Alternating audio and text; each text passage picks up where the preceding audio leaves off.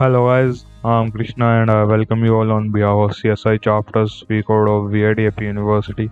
We'll take a look at a Python topic today. It is strings and yeah, it is basically a very basic Python topic. We'll take a look at it.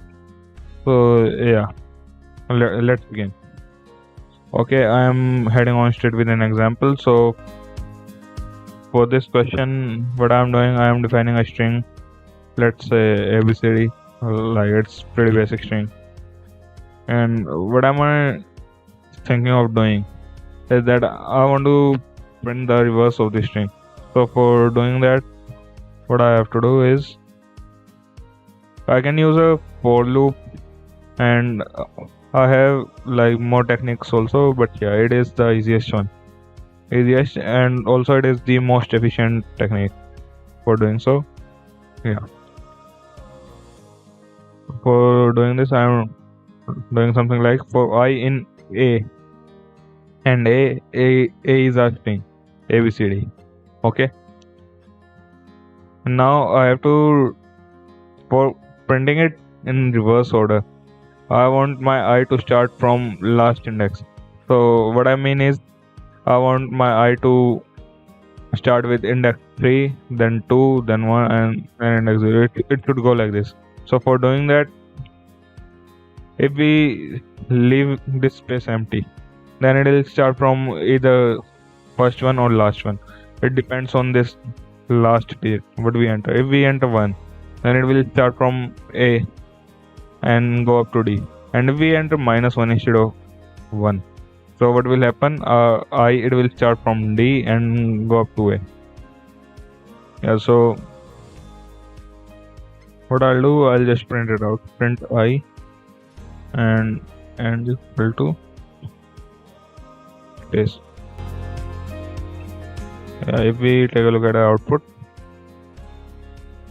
you can see it is printing out DCBA as we expected. And one may suggest we can make it more efficient.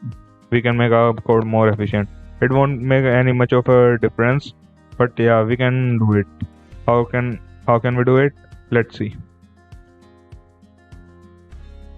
Yeah, for making it more efficient, what we can do is we can remove this variable A. For removing this variable A, let's do it. What I did, I just removed variable A, and yeah, I will define my string over here. So ABCD. This will work the same way, but it will save our memory. It won't use RAM to allocate ABCD to our string A.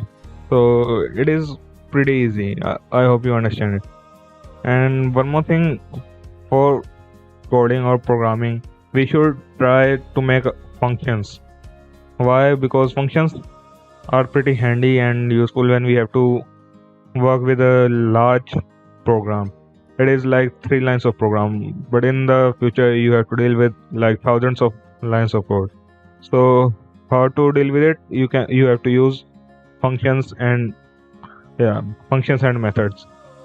So I hope it is clear to you guys. You can make it a function. It is not a very big deal. For doing it, let's say I'm defining it as 2, and it gets a string n. Okay. And we can just paste our code over here.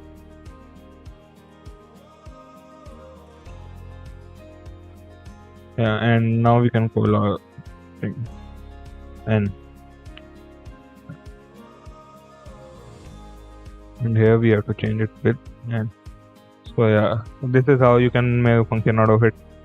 It is pretty easy. I hope it was clear to you guys. If you still have any doubt, you can just ask us in the comment section.